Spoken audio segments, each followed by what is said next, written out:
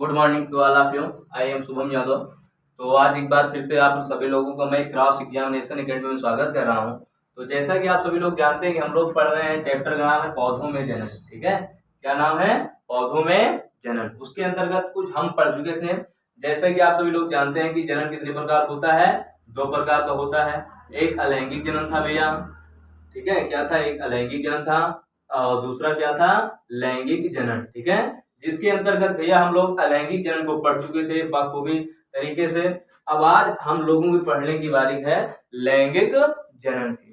किसकी पढ़ने की बारी है भाई? लैंगिक जनन की। तो हमारी आज की पहली हेडिंग है भाई पौधों में लैंगिक जनन। ठीक है, क्या है? पौधों में लैंगिक जनन। तो इसकी डेफिनेशन क्या होगी? इसकी डेफिनेशन कुछ ऐसे बनेगी कि पुष्पों में, ठीक है भैया, किसमें? पुष्पों में अर्धसूत्री अर्धसूत्री विभाजन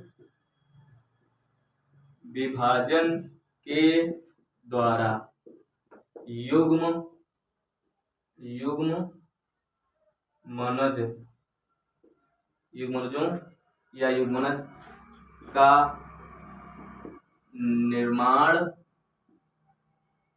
निर्माण होता है। ठीक है भैया, इसमें क्या होगा कि पुष्पों में अर्धसूत्री विभाजन के द्वारा युग्मनज का निर्माण होता है और वह आपका क्या कहलाता है? पौधों में लैंगिक जनन कौन कहलाता है भैया? जब पुष्पों में अर्धसूत्री विभाजन होता है। अर्धसूत्री विभाजन मान जैसे मान लीजिए एक यन है, ठीक है, अब इसमें यन ये हो गया, दूसरा यन ये हो गया, ठीक, तो ये आपका क्या कहलाता है? अर्धसूत्री विभाजन कहलाता है भाई। तो पुष्पों में जब अर्धसूत्री विभाजन होता है तो युग्मनज का निर्माण होता है और वह प्रोसेस आपका क्या कहलाता है? पौधों में लैंगिक जनन। हाँ, तो अब अगले हेडिंग हम डालेंगे युग्मनज। हाँ, युग्मनज किसे कहते हैं या युग्मनज होता क्या है? हाँ, तो युग्मनज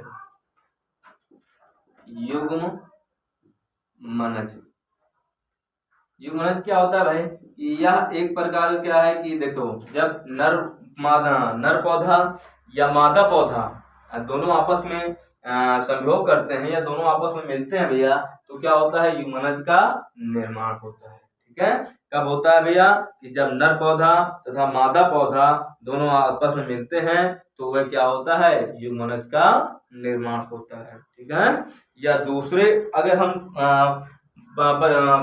शब्दों में कहा जाए तो दूसरों शब्दों में इसमें क्या होगा कि अर्धसूत्री विभाजन के द्वारा अगुणित कोशिकाओं का निर्माण होता है और वह क्या कहलाता है भैया? आपका युग्मनज कहलाता है। ठीक है, क्या हो गया?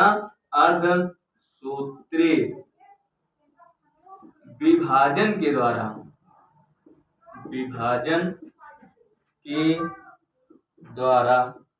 ठीक है, क्या होगा भैया? अर्धसूत्री विभाजन के द्वारा अगुणित युग्मनज कोशिकाओं का निर्माण होता है। ठीक है, इसका अगुणित युग्मनज कोशिकाओं का निर्माण होता है। कोशिकाओं का निर्माण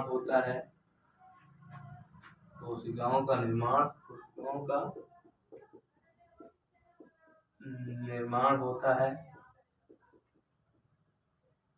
जो आपका भैया युग्मनज कहलाता है। ठीक है, पहली हेडिंग थी पौधों में लैंगिक जनन, जिसके अंतर्गत आया भैया आपका कि पुष्पों में अर्धसूत्री विभाजन के द्वारा युग्मनज का निर्माण होता है, वह आपका क्या कहलाता है? पौधों में लैंगिक जनन। ठीक है, अब फिर उसके बाद ये युग्मनज क्या होता है?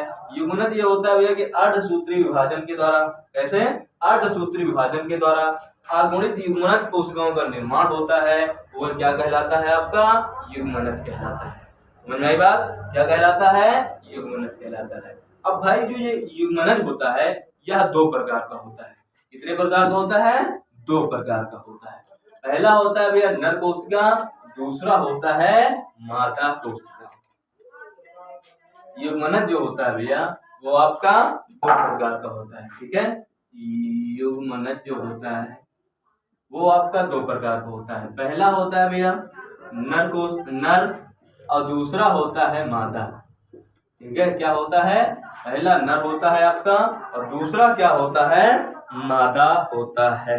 ठीक है, अब नर युग्म में क्या होता है भैया, नर युग्म में जो जनन कोशिकाएं होती हैं वो पुकेसर के द्वारा होता है। किसके द्वारा होता है, पुकेसर के द्वारा होता है। जबकि मादा में क्या होता है कि स्त्री केसर पाया जाता है। क्या पाया जाता है, स्त्री केसर। यह है भैया दोनों में डिफरेंस। क्या है डिफरेंस भैया, जो युग्मनज होता है वो आपका दो प्रकार का होता है। ठीक है, कितने प्रकार का होता है, दो प्रकार का होता है। पहला है आपका नर और दूसरा कौन सा है, मादा। ठीक है, अब नर क्या होता है कि माने कि जिसमें पुकेसर पाए जाए। ठीक है, क्या पाए जाए, पुकेसर पाए जाए, ये क्या कहलाएंगे आपके, नर कहलाएंगे। और जिसमें स्त्री केसर पाया जाता है उसे क्या कहा जाता है, मादा युग्मनज कहा जाता है। ठीक है, अगर इसकी हम डिफिनेशन लिखना चाहें तो इसकी डिफिनेशन कुछ इस तरह बन जाएगी भैया, देखो। पहला ले लीजिए आप लोग नर युग्मनज। ठीक है, क्या ले लीजिए, नर युग्मनज। नर युग्मनज क्या होता है भैया कि वह या दूसरे शब्दों में लिखा जाए तो इसमें, ठीक है, इसमें एक शार्ट डेफिनेशन की ओर चलते हैं हम लोग, क्योंकि ज्यादा लंबा, ज्यादा डिटेल में पढ़ने की आवश्यकता तो है हम लोगों को, लेकिन जो डेफिनेशन होती है उसको हम ज्यादा जितनी शार्ट से माध्यम से हम लोग समझ सकें उतने हम लोगों के लिए क्या है, परफेक्ट है भैया। ठीक है, तो इसमें क्या होता है कि इसमें या नर युग्मनज में, ठीक है, क्या नर युग्मनज में, नर युग्मनज में पुकेसर पाया जाता है। क्या पाया जाता है भैया, पुकेसर पाया जाता है। ठीक है, जबकि जबकि मादा युग्मनज में, मादा युग्मनज में स्त्री केसर पाया जाता है। एक मेरे भाइयों, हाँ देखिए, युग्मनज था, युग्मनज तो हमको आप लोगों को हम ऑलरेडी बता चुके हैं कि ये दो प्रकार का होता है। पहला होता है नर युग्मनज, दूसरा होता है भैया मादा युग्मनज। ठीक है, नर युग्मनज क्या होता है कि नर युग्मनज में पुकेसर पाया जाता है। क्या पाया जाता है, पुकेसर पाया जाता है। या दूसरे शब्दों में कहा जाए तो वह पौधे का भाग जिसमें पुकेसर पाया जाता है वह आपका क्या कहलाएगा, नर युग्मनज कहलाएगा। और जिसमें स्त्री केसर पाया जाए भैया वो क्या कहलाएगा, मादा युग्मनज कहलाता है। ठीक है, देखो शब्द यहाँ पर हम ऑलरेडी लिख चुके हैं कि नर युग्मनज में पुकेसर पाया जाता है, जबकि मादा युग्मनज में स्त्री केसर पाया जाता है। समझ में आई बात, हाँ। तो अगला है भैया इसमें परागकण। ठीक है, क्या है, सॉरी इसके बाद परागण आएगा भैया। ठीक है, क्या आएगा, परागण। परागण क्या होता है भैया कि अभी आप लोग नर सॉरी पुकेसर पढ़ लिए, स्त्री केसर पढ़ लिए, है ना। देखो परागण, ठीक है, परागण। परागण क्या होता है कि देखो, जैसे अब हमारे मेल में लीजिए या फीमेल में लीजिए, इसमें क्या होता है कि जब नर कोशिकाएं की जो होता है युग्मन ओवम, और जो सॉरी जो मेल का ओवम होता है, जो मेल का स्पर्म होता है वो जो फीमेल के ओवम से मिलता है तो दोनों में क्या होता है, जाइगोट का निर्माण होता है। ठीक है, ठीक उसी तरह भैया कि जब पुष्पों में होता है, जब नर युग्मनज व मादा युग्मनज दोनों आपस में मिलते हैं भैया, तो क्या होता है कि एक युग्मनज का निर्माण होता है। क्या होता है, एक नए युग्मनज का निर्माण होता है। ठीक है, और ये जो जिस प्रोसेस के द्वारा होता है या जिस क्रिया के द्वारा होता है वह क्या कहलाता है आपका भैया, परागण कहलाता है। ठीक है, क्या कहलाता है, परागण कहलाता है। तो परागण क्या कहलाएगा भैया, जब जब किसी पुष्प के पुकेसर, कौन, पुकेसर किसी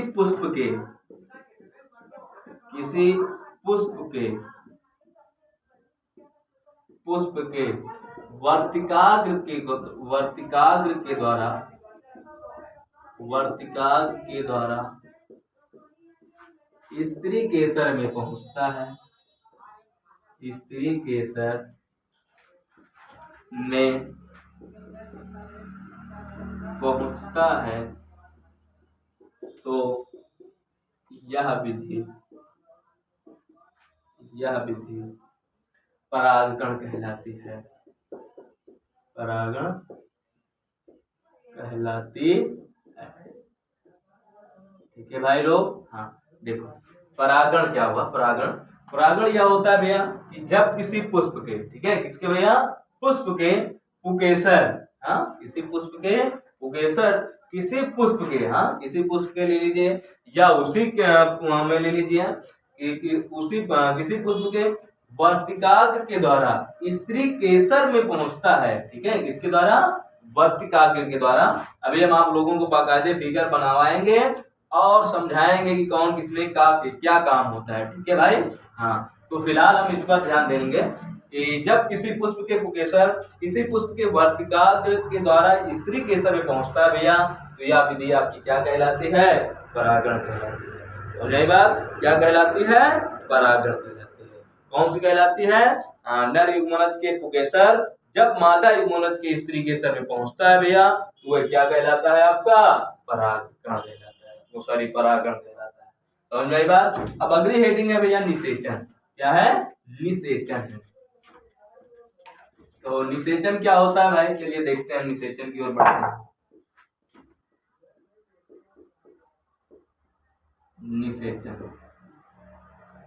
निषेचन कोई ज्यादा खास बड़ी हेडिंग नहीं है,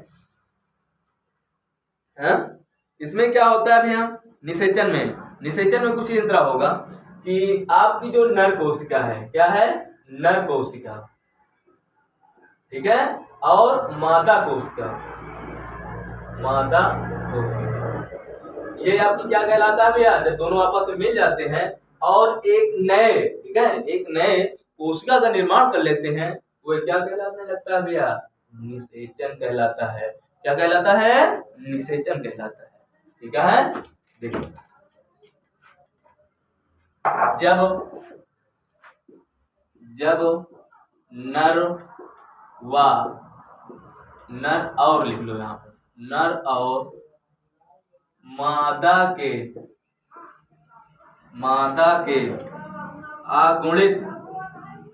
आगुणित या अर्धसूत्री कोशिका, आगुणित कोशिका के द्वारा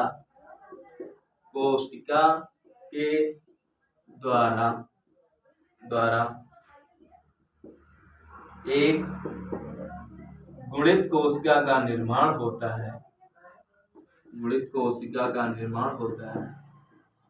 कोशिका का निर्माण होता है, तो यह विधि या यह क्रिया निषेचन कहलाती है। क्या कहलाती है भाई, निषेचन कहलाती। एक देखो क्या कह रहा है भैया, निषेचन क्या होता है कि जब नर और मादा के अगुणित कोशिकाओं के द्वारा, ठीक है, नर व मादा, मान लीजिए जैसे आपका ये यन था और सॉरी ये यन था और एक यन ये है, ठीक है, दोनों आपस में मिल गए भैया, 2 यन बन गया, ये क्या हो गया, आपका निषेचन हो गया। ठीक है, ध्यान रखिएगा भाई। अभी हम माने कुछ समय पहले आप लोगों को पढ़ाया था परागण पढ़ाया था। तो परागण में क्या होता है भाई, इसमें ये होगा भाई, जैसे मान लीजिए अब आपका ये नर है, क्या है, नर है, ये क्या है आपका भैया, मादा है, ठीक है, क्या है, मादा है। जब ये नर का जो आपका पुकेसर है भैया, क्या है, पुकेसर, ये निकलकर मादा के स्त्री केसर तक आएगा, तो यह प्रोसेस क्या कहलाएगा, निषेचन परागण कहलाएगा। लेकिन इससे जब नया पौधे का निर्माण हो जाएगा या फल का निर्माण हो जाएगा, तो वह क्या कहलाएगा भैया, आपका निषेचन। समझ में आई बात। हमको पता है कि आप लोग परागण और निषेचन में थोड़ा कंफ्यूज होंगे, लेकिन आपको कंफ्यूज होने की आवश्यकता यहाँ पर नहीं है। क्यों नहीं है, क्योंकि भाई देखो, अब जब यहाँ से भैया आपका पुकेसर, फिर से देख लीजिए एक बार, जो ये नर है, ठीक है, ये नर का जो पुकेसर है वो यहाँ से निकल कर मादा की स्त्री केसर में पहुंच जाएगा भैया, तो ये क्या कहलाएगा आपका परागण कहलाएगा। लेकिन जब स्त्री केसर तक पहुंच गया, ठीक है, पहुंचने से कुछ होगा नहीं, होगा हाँ। जब स्त्री केसर में पहुंच गया और वहां से एक नए पौधे का निर्माण कब होगा, जब पहले फल बनाएगा। क्या बनाएगा भैया, फल बनाएगा। और जब फल का निर्माण हो जाएगा तो वो क्या कहलाएगा आपका भैया, निषेचन। समझ में आई बात, क्या कहलाएगा, निषेचन का सॉरी निषेचन कहलाएगा, ठीक है। या एक नया बीज बन जाएगा और बीज क्या होता है, फल में कन्वर्ट हो जाता है, यानी कि बदल जाता है, ठीक है। तो ठीक है भाई, आज की क्लास हमारी यहीं तक, क्योंकि हमारी क्लास लगातार लंबी होती चली जा रही है। अब हम कल पढ़ेंगे कि एक जो पुष्प होता है उसकी एक बढ़िया लंबवत कार्ड बनाएंगे, ठीक है, फिगर बनाएंगे। उसके बाद उसमें हम आप लोगों को बाकायदे समझाएंगे, ठीक है। उसमें क्या होता है, बाह्यदल होता है, दलपुंज होता है, उमंग होता है, पुकेसर कहाँ पाया जाता है, ठीक है, ये निषेचन फर्टिलाइजेशन कहाँ होता है, या परागण कैसे होता है, नर युग्मक किसे कहते हैं, मादा युग्मक किसे कहते हैं, सब के बारे में हम बहुत डीप पढ़ेंगे, ठीक है। तो ठीक है भाई, आज की क्लास हमारी यहीं तक, फिर मिलेंगे आप लोगों को कल हाँ एक नए वीडियो के साथ। तब तक के लिए गुड बाय। लेकिन उससे पहले एक छोटी सी रिक्वेस्ट है कि अगर आप लोग हमारे चैनल पर नए हैं तो चैनल को सब्सक्राइब कर लीजिए एवं ऑल वाली बेल को आइकन को दबा दीजिएगा, जिससे कि हमारे सभी नोटिफिकेशन आप तक पहुंचती रहे। और आपके पास जितने भी हाई स्कूल के बच्चे हैं, ठीक है, हाई स्कूल ही नहीं, 9 से लेकर पूरा 12 तक, ठीक है, कहाँ से 9 से लेकर 12 तक के जितने भी बच्चे हों, आप सब लोग उनसे चैनल सब्सक्राइब करवा लीजिए या उनके तक शेयर कर दीजिए, क्योंकि हमारी जो क्लास है वो निरंतर लगातार चलती रहेगी और उन लोगों का भी ना छूटने पाए। एक निःशुल्क में हाँ 0 पैसे में आप लोगों की बढ़िया से बढ़िया तैयारी हो सके, ठीक है। तो जय हिंद मेरे प्यारे साथी।